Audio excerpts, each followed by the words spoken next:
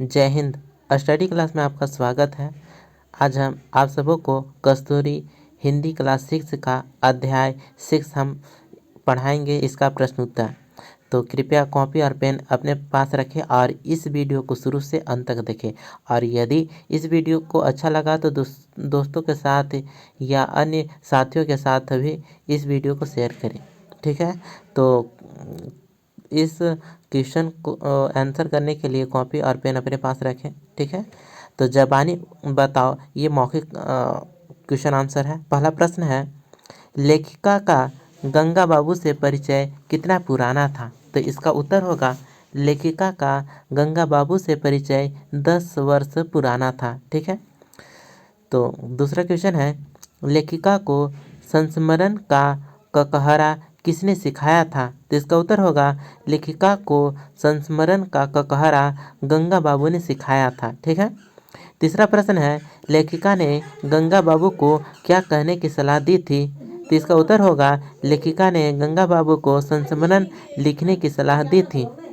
चौथा प्रश्न है, 8 वर्ष पूर्व गंगा बाबू ने लेखिका को कहाँ बुलाया? तो इसका उत्तर होगा, गंगा बाबू ने लेखिका को 8 वर्ष पूर्व लखीसराय स्थित बालिका विद्यापीठ में बुलाया था। ठीक है, तो प्रश्न उत्तर को अच्छे से कीजिएगा।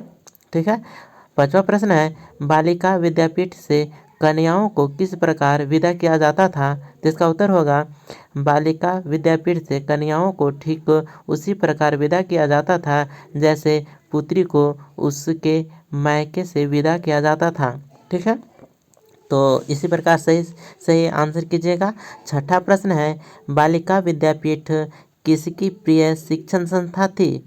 तो इसका सही जवाब होगा, बालिका विद्यापीठ राजेंद्र प्रसाद की प्रिय शिक्षण संस्था थी। ठीक है, सही आंसर कीजिएगा। सातवां प्रश्न है, बालिका विद्यापीठ के अहाते में किसके द्वारा लगाया वृक्ष लहरा रहा था? तो इसका उत्तर होगा, बालिका विद्यापीठ के अहाते में सुप्रसिद्ध हिंदी लेखिका महादेवी वर्मा द्वारा लगाया गया वृक्ष लहरा रहा था। ठीक है, इस प्रकार आंसर कीजिएगा।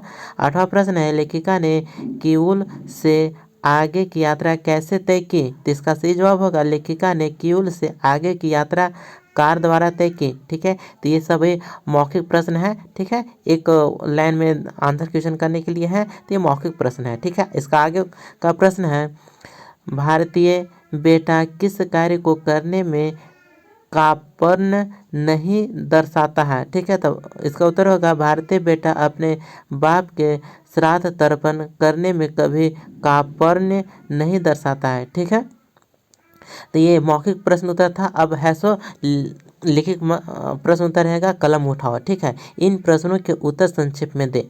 ठीक है, संक्षेप में देना है। तो पहला प्रश्न है, लेखिका ने गंगा बाबू की किस वस्तु को दुर्लभ निधि की संज्ञा दी? ठीक है, तो इसका उत्तर होगा, लेखिका ने गंगा बाबू की संस्मरण सुनाने की निपुणता को उनकी दुर्लभ निधि की संज्ञा दी है। ठीक है, और इसका आंसर हो गया। दूसरा प्रश्न है, गंगा बाबू ने लेखिका को कहाँ आने के लिए आमंत्रित किया? तो इसका जवाब होगा, गंगा बाबू ने लेखिका को लखीसराय स्थित बालिका विद्यापीठ में आने के लिए आमंत्रित किया। इसका सही जवाब हुआ। तीसरा प्रश्न है, लेखिका से किसके द्वारा लगाए गए वृक्ष की बगल में एक नया वृक्ष लगाने के लिए विनती की गई? उत्तर होगा इसका, लेखिका से महादेवी वर्मा द्वारा लगाए गए वृक्ष की बगल में एक नया वृक्ष लगाने की विनती की गई। ठीक है, चौथा प्रश्न है, लेखिका ने किऊल के रेलवे स्टेशन पर कैसा दृश्य देखा? तो कैसा दृश्य देखा, इसका उत्तर होगा, लेखिका ने किऊल के रेलवे स्टेशन को जनहित तथा वीरान पाया। उस रेलवे स्टेशन की वीरानी एवं जनहीनता को देखकर लेखिका डर से सहम गई थी। ठीक है, कृपया यदि प्रश्न उत्तर नहीं लिख पाते हैं तो वीडियो को पॉज कर दीजिए और आंसर को लिखिएगा। ठीक है, आगे का प्रश्न है, पांचवा प्रश्न, लेखिका किसके आग्रह पर पटना गई? तो इसका उत्तर होगा, यहाँ पर देखिए उत्तर है, लेखिका गंगा बाबू के आग्रह पर पटना गई। ठीक है, इसी प्रकार गंगा बाबू के आग्रह पर पटना गई थी। ठीक है, छठा प्रश्न है, लेखिका ने हिंदी का सफल सेनानी किसे कहा? ठीक है, तो इसका उत्तर होगा, लेखिका ने गंगा बाबू को हिंदी का सफल सेनानी कहा था। ठीक है, कहानी में सफल सेनानी वर्ड आया था। गंगा बाबू अस्पताल से भागकर कहाँ गए? तो इसका उत्तर होगा गंगा बाबू अस्पताल से भागकर पटना गए थे। ठीक है, अब आगे प्रश्न है, इन प्रश्नों के उत्तर विस्तार से दें। ठीक है, विस्तार से देना है, लंबा लॉन्ग आंसर क्वेश्चन है। ठीक है, पहला प्रश्न, गंगा बाबू ने एक श्रेष्ठ संस्मरण की क्या विशेषताएं बताई? ठीक है, इसका उत्तर होगा गंगा बाबू ने एक श्रेष्ठ संस्मरण की निम्नलिखित विशेषताएं बताई। पहला है, संस्मरण इस तरह लिखा जाए कि उसमें व्यक्ति की साक्षात छवि उभर कर सामने आए। ठीक है, दूसरा संस्मरण, जिस व्यक्ति के विषय में लिखा जाए उसका क्रोध, उसकी परिहास, रसिकता, उसकी दयालुता, उसकी गरिमा, उसकी दुर्बलता आदि सब कुछ संस्मरण में स्पष्ट रूप से दिखाई दे। ठीक है, तीसरा संस्मरण की भाषा रोचक और सरल हो। ठीक है, इस प्रकार आंसर आप दे सकते हैं। दूसरा प्रश्न है, लखीसराय स्थित बालिका विद्यापीठ की विलक्षणता पर प्रकाश डालिए। ठीक है, तो इसका उत्तर होगा लखीसराय स्थित बालिका विद्यापीठ की विलक्षणता इस प्रकार थी। ठीक है, पहला, विद्यालय आवासीय बस्तियों से दूर शांत प्राकृतिक वातावरण में स्थित था। ठीक है, दूसरा, विद्यालय से अपनी पढ़ाई पूरी करके जाने वाली बालिकाओं को ठीक उसी प्रकार विदा किया जाता था जैसे कि पुत्री को उसके मायके से विदा किया जाता है। ठीक है, ऐसा कहानी में दिया हो गया था। तीसरा पॉइंट है, विद्यालय में गुरुकुल के समान व्यवस्था स्थापित की गई थी। ठीक है, चौथा पॉइंट है, विद्यालय की देखरेख का कार्य गंगा बाबू जैसे हिंदी के प्रख्यात साहित्यकार द्वारा किया जाता था। तो इस प्रकार से पॉइंट डालिएगा तो नंबर आपको पूरा का पूरा मिलेगा। ठीक है, तीसरा प्रश्न है, लेखिका ने मेहमान खाने में उस रात को कितने कष्ट उठाते हुए काटा? तो इसका उत्तर होगा लेखिका ने उस रात को अनेक तरह के कष्ट उठाते हुए काटा, जैसे कि उस रात बिजली भी चली गई थी, कमरे में एक लालटेन और लेखिका के सिवा और कोई भी नहीं था, रात को सियारों और उल्लुओं की आवाज़ें आ रही थी जिस कारण लेखिका डर से सहम गई थी, उसे तरह तरह के भय सताने लगे थे और रात भर नींद नहीं आई। ठीक है, अब हम चौथा प्रश्न की ओर आते हैं। प्रश्न है, गंगा बाबू का चरित्र चित्रण अपने शब्दों में कीजिए। ठीक है, तो इस कहानी में गंगा बाबू की क्या क्या रोल है, किस प्रकार की भूमिका है, तो आप अपने शब्दों में इसका संक्षेप में उत्तर दे सकते हैं। तो उत्तर इस प्रकार है। ठीक है, उत्तर है, गंगा बाबू का नाम राष्ट्रभाषा हिंदी के उन सेवकों में शामिल है जिन्होंने बिना किसी प्रकार के पुरस्कार की इच्छा मन में रखे सच्चे मन से उसकी सेवा की है। गंगा बाबू संस्मरण सुनाने और चुटकुले करने में अत्यंत निपुण थे। उनकी भाषा इतनी अधिक सरल तथा रोचक होती थी कि सुनने वाले उन पर स्वतः ही मोहित हो जाते थे।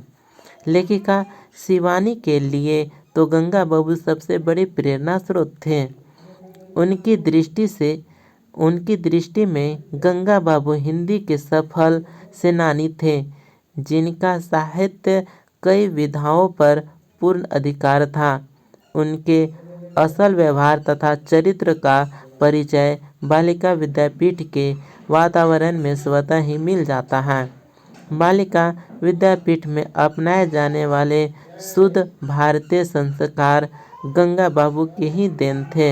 अतः गंगा बाबू हिंदी के सच्चे सेवक तथा उदार हृदयी व्यक्ति थे। ठीक है, तो इस प्रकार से इसका आंसर कर सकते हैं। पांचवा प्रश्न देखिए, प्रश्न है, लेखिका ने इस संस्मरण के माध्यम से हिंदी साहित्यकारों के किस कृत्य पर खेद प्रकट किया, सविस्तार बताइए। ठीक है, तो इसका उत्तर देखिए, इस प्रकार उत्तर है।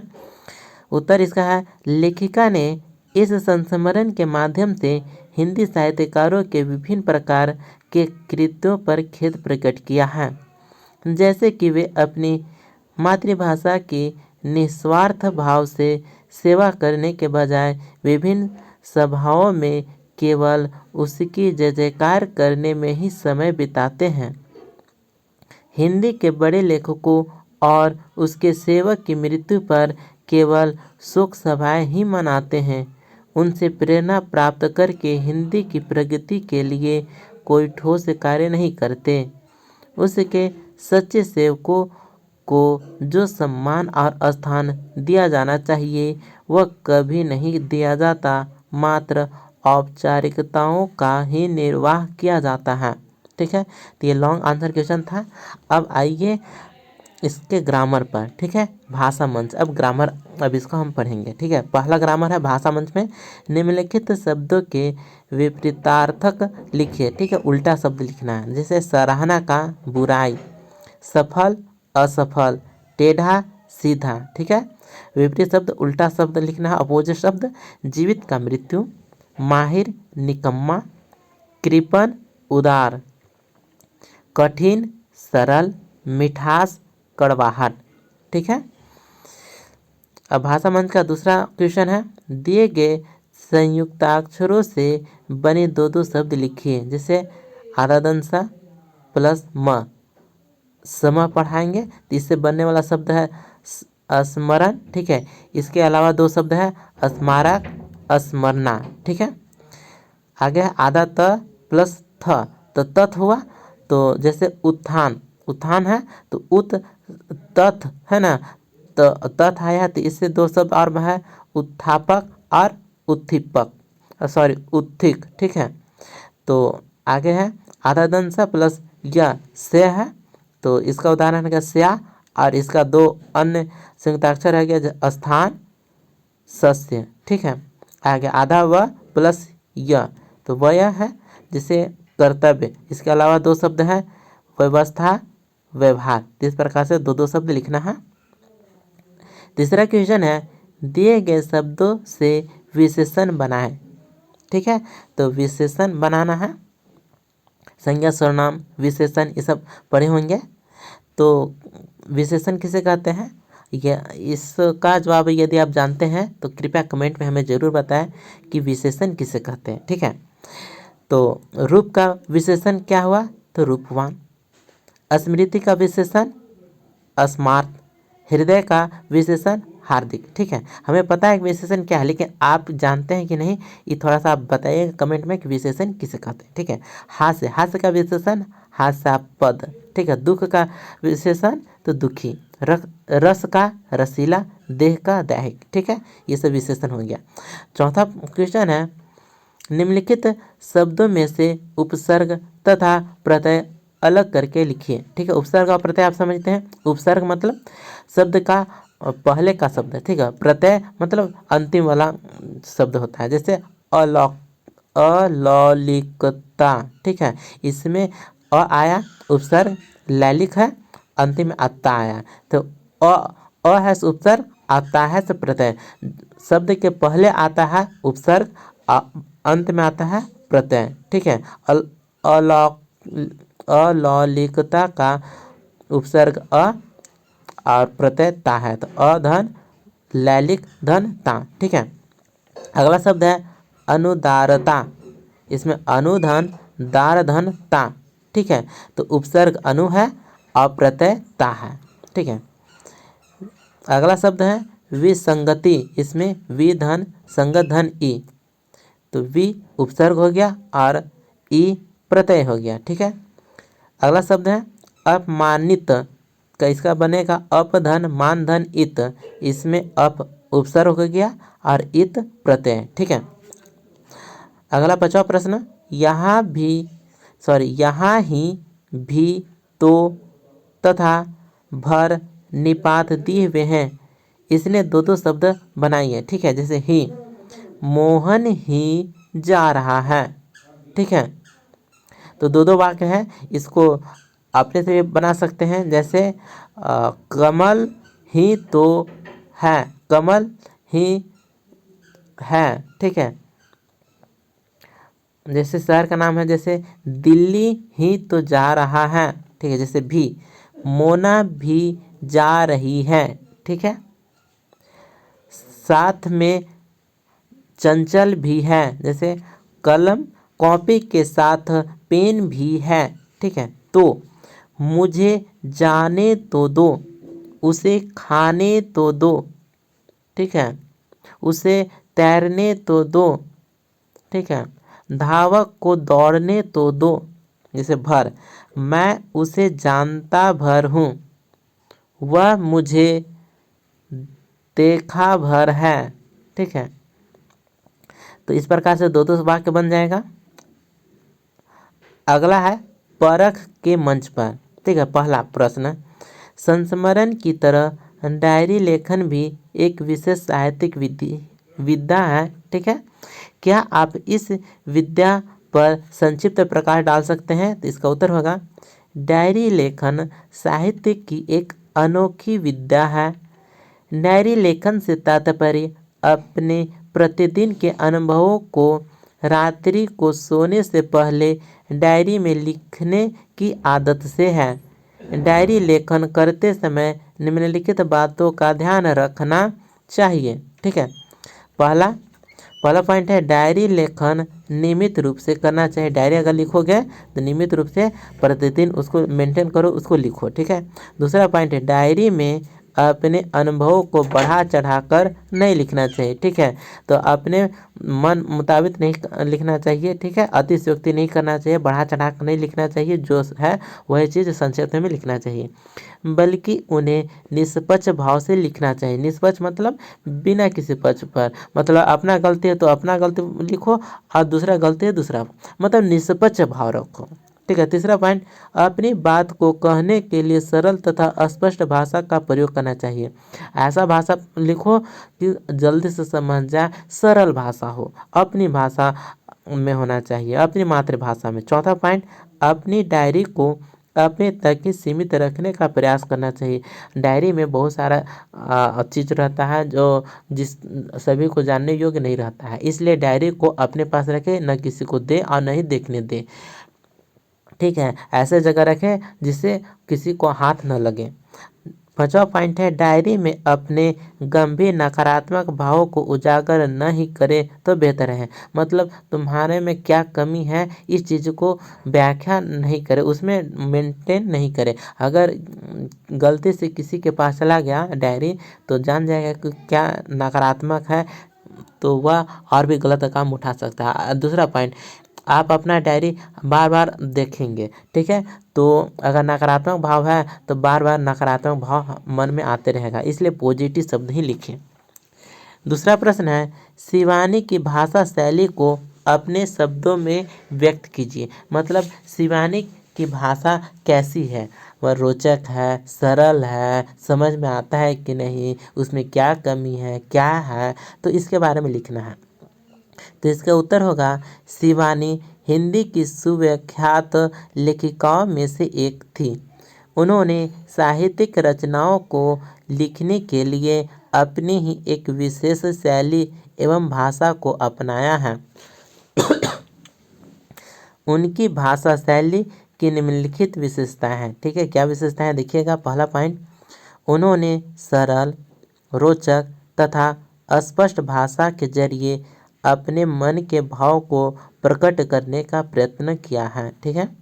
दूसरा पॉइंट, उन्होंने अत्यधिक कठोर तथा उबाऊ शब्दों के प्रयोग से बचकर अपनी रचनाओं पठनीय बनाने का प्रयत्न किया है, ठीक है। इस प्रकार डायरी आप बना सकते हैं।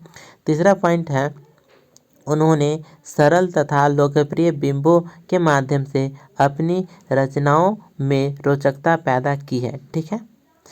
अब तीसरा क्वेश्चन है, आप हिंदी अर्थात अपनी राष्ट्रीय भाषा के उत्थान में क्या योगदान दे सकते हैं? अपनी कक्षा में चर्चा कीजिए तथा बताइए, ठीक है। आज के जो भी युवा लोग हैं तो हिंदी के जगह पर इंग्लिश की मान्यता देते हैं, ठीक है। अगर कोई विद्वान है, पढ़ा लिखा है, तो उसके घर में जितना हिंदी का बुक है उससे कहीं ज़्यादा इंग्लिश का बुक होगा। वह हिंदी कहानी को न पढ़ता है न प्रमोट करता है, ठीक है। केवल इंग्लिश मतलब अंग्रेज चला गया लेकिन इंग्लिश छोड़ के चला गया, तो आप हिंदी को किस प्रकार बढ़ावा देंगे। जैसे महात्मा गांधी थे तो हिंदी को बढ़ावा देने के लिए बहुत मेहनत की, इस कारण पूरे राष्ट्र में हिंदी को पढ़ाया जाता है स्कूलों में, लेकिन फिर भी लोग हिंदी न पढ़कर ज़्यादा से ज़्यादा इंग्लिश बोलने का प्रयास करते हैं। ठीक है, तो यदि आप इस वीडियो को अच्छा लगा तो लाइक और शेयर करें।